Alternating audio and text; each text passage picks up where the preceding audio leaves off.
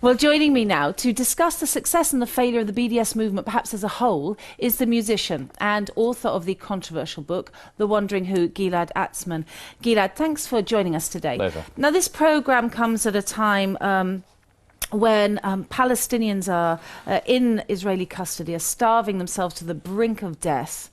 We've just heard this week that 20 children in Israeli custody, Palestinian children, are going on hunger strike.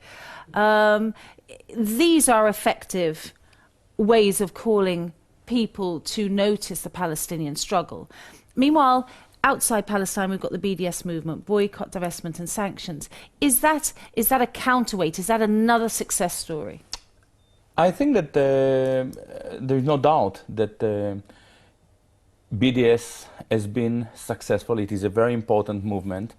It's certainly shaken the Israeli society at a certain stage. It is also shaking the diaspora Jewish communities, and it is very, very important. However, there are some concerning issues with BDS. I have some dilemmas. You know, when I read the BDS statement, one of their primary issues is to end occupation and colonialization of all Arab lands occupied since '67. Well, that's a great statement. It is a great statement, but somehow it dismisses the fact that actually the Nakba took place in 1948, and Tel Aviv is also an occupied Palestinian land, and so is Haifa. I know about my grandfather who was in the Irgun, who actually invaded Jaffa, and I grew up with the site of Sheikh Munis and Abu Kabir, a Palestinian land in Tel Aviv. What are we going to do with it? And in a way, when I see that, I can see that there is somehow a kind of a liberal Zionist ideology filtering in. Another is... I've just got to come in there, because you can say that that is agreeable to many people in Israel, but the minute that the idea of undoing the state of Israel, this delegitimization campaign, then of course international communities have to stamp on it, and you become a splinter group of no real worth. You cannot call for the complete dismantling of the state of Israel. It's impossible, isn't it? By the way,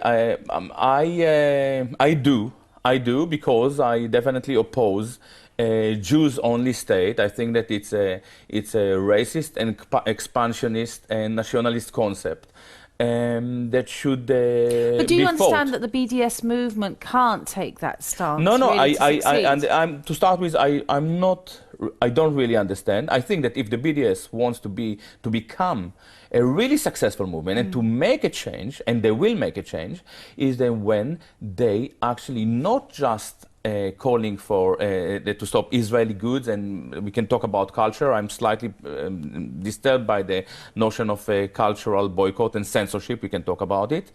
But when they also, if they want to be consistent and they demand censorship of people who are identified with Israel, they better also demand the censorship of everyone who identifies as a supporter of Israel in Britain. For instance, in the last 2 weeks, there was a campaign against Abima Theater. Abima is an Israeli national theater, appeared here in the Globe, in Shakespeare Globe. They came for, I think, there were 2 performances. At the same time, Sacha Baron Cohen is spreading Israeli Asbara, Israeli propaganda in every cinema in town.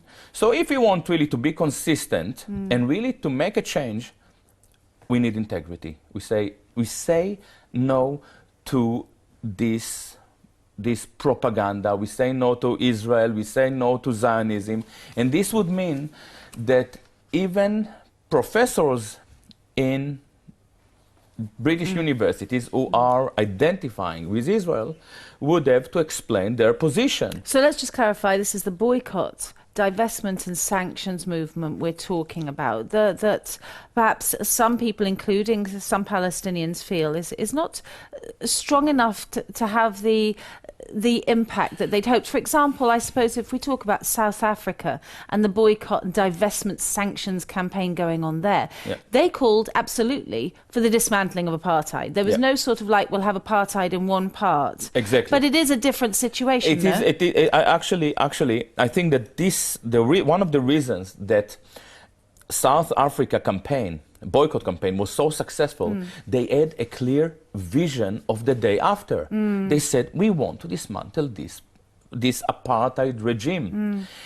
In Israel, in Palestine, let's say, they really make the movement, with strict boundaries, they speak just about 67. No, we have to stand up against this entire philosophy, this entire supremacist, chauvinist ideology, and then we will be totally successful.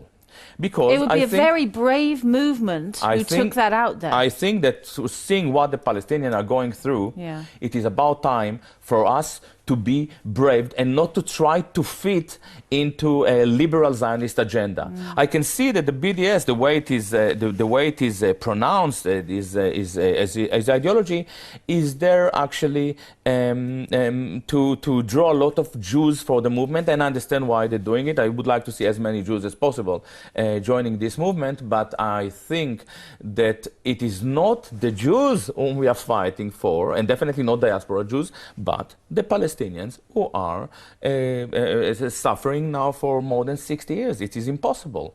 We have to be very precise, very open, and integrity is the name of the game. There's some feeling in the, if we can say, pro-Palestinian movement, of course, a loose grouping of different groups, is that there are some agencies within this movement trying to not annoy Zionists or Israelis and be pro-Palestinian. I think that and this is doing an injustice to I think that it is even more than just agents. It is becoming clear in the last few weeks that a lot of those activities are actually funded by some liberal Which Zionists. activities are you talking about? Even Palestinians, NGOs, but by people who are well intended, organization that that funding different activities, and I think that this is very dangerous because once you take money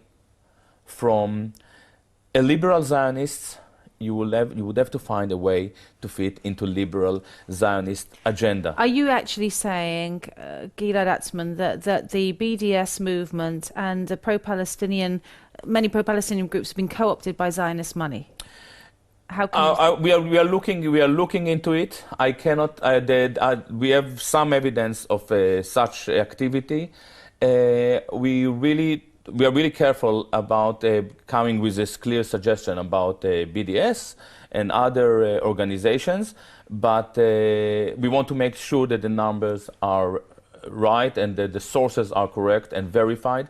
But if this is the case, we definitely have a problem, and we have just to move on and to understand that we cannot go there. Okay, Gilad Atzmon, thank you you very much for giving us that summary. That's all we have time for in this edition of Remember Palestine.